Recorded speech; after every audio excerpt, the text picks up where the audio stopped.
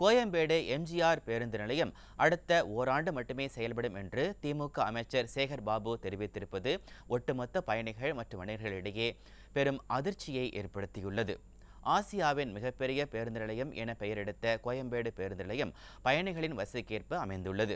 இதற்காக சென்னை மாநகரில் போக்குவரத்து நெரிசலை தவிர்க்க செயல்பாட்டுக்கு வந்துள்ள கிளாம்பாக்கம் பேருந்து நிலையம் அனைத்து தரப்பு மக்களுக்கும் பயன்படும் வகையில் அமைந்திருப்பதாக விவரம் தெரிய வருவதற்கு முன்னதாகவே அடுத்த ஓராண்டுக்குள் கோயம்பேடு பேருந்து நிலையத்தை மூடிவிட்டு சென்னை பெருநகர வளர்ச்சி குழுமத்திற்கு சொந்தமான அருகில் இருக்கும் 16 ஏக்கர் நிலத்தோடு மக்களுக்கு தேவையான புதிய திட்டம் ஒன்றை முதலமைச்சர் தொடங்கியிருப்பதாக அமைச்சர் சேகர் பாபு தெரிவித்துள்ளார்.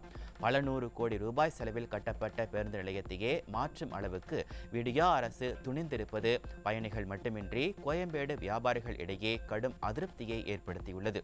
புரட்சி தலைவரின் பெயர் வைத்ததன் காரணத்திற்காக சென்னை கோயம்பேடு பேருந்து நிலையத்தை மூடுவதற்கு திமுக திட்டம் போடுகிறதோ என்ற கேள்வியும் மக்கள் மனதில் எழுந்துள்ளது.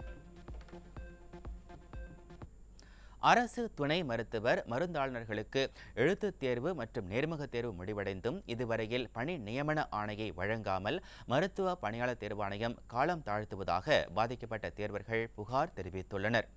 அரசு மருத்துவமனைகளில் இயங்கி வரும் மருந்தகங்களில் காலியாக உள்ள 2000க்கும் அதிகமான மருந்தாளுநர்களுக்கான காலி பணியிடங்களுக்கு கடந்த ஆண்டு ஏப்ரல் மாதம் மருத்துவ பணியாளர் தேர்வாணையம் தேர்வு நடத்தியது. 2000க்கும் அதிகமான பணியிடங்களுக்கு சுமார் 50,000க்கும் அதிகமான தேர்வர்கள் போட்டியிட்ட நிலையில் கடந்த அக்டோபர் மாதம் தேர்வு முடிவுகள் வெளியானது.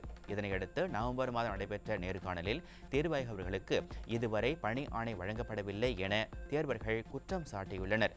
மேலும் மருந்தகங்களில் உள்ள காலி பணியிடங்களுக்கு தேர்வாகியுள்ள தேர்வர்களுக்கும் பணி ஆணை வழங்கவில்லை என பாதிக்கப்பட்ட தேர்வர்கள் குற்றம் சாட்டியுள்ளனர்.